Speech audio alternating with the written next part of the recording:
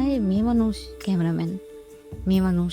হ্যাঁ দেখ মেয়ে মানুষ ছবি তুলতেছে, তারপরে এসে আমার সাথে পরিচয় হয়, আমি বাসা কোথায়, কি করি, এইটা কি মানে প্রফেশন হিসেবে করতেছি নাকি প্যাশন হিসেবে, মানে সবার এই জিনিসটার প্রতি একটা আগ্রহ কাজ করে।